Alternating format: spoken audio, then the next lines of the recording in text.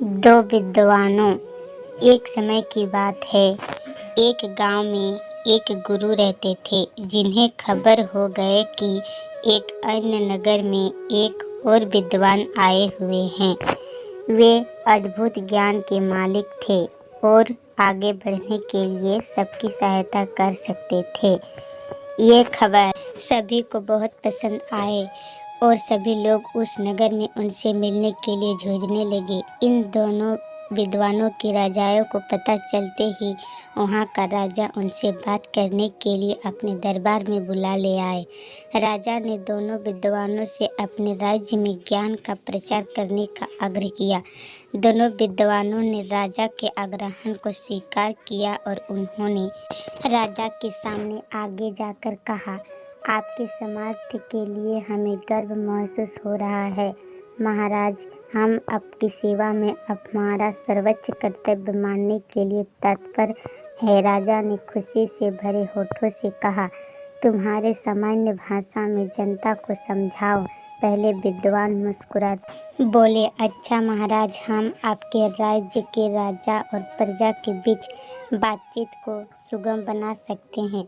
राजा ने आश्चर्यचकित होते हुए कहा, मुझे बिल्कुल आश्चर्य हो रहा है कि तुम कैसे कर सकते हो। ये तो मेरे लिए। दूसरे विद्वानों ने मुस्कुराते हुए कहा, महाराज, हम आपके राज्य के लोगों को सामग्री के बिना खाने का ज्ञान दे सकते हैं। राजा ने बहुत ही आश्चर्यचकितता से कहा, मैं ये सचमुच मानने में सक्षम नहीं हूँ।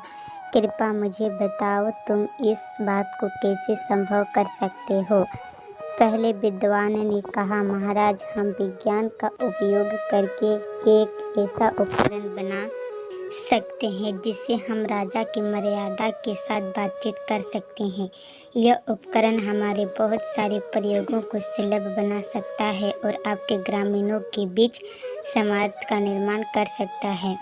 दूसरे विद्वानों ने कहा, महाराज, हम खाना खाने की जरूरत के बिना एक ऐसा प्रयोग बना सकते हैं जिससे खाने की जगह नहीं होती है। यह उपकरण आपके लोगों के लिए आरामदायक और स्वास्थ्यप्रद होगा। ये सब सुनकर राजा बहुत प्रभावित हो गए और उन्होंने दोनों विद्वानों का स्वागत किया और अपने राज्य में इन उपकरणों का प्रचार कार्य करने के लिए उन्हें सौभाग्य दिया। दोनों विद्वानों ने राजा की प्रशंसा की करते हुए उनकी सेवा में खुशीपूर्वक काम किया और सभी लोग उन्हें प्रमाणित करते थे। इस कहानी से हमें यह सिखाया जाता है कि समय के साथ ज्ञान विकसित हो रहा है और बहुत से अद्भुत आविष्कार हमारी मदद कर सकते हैं।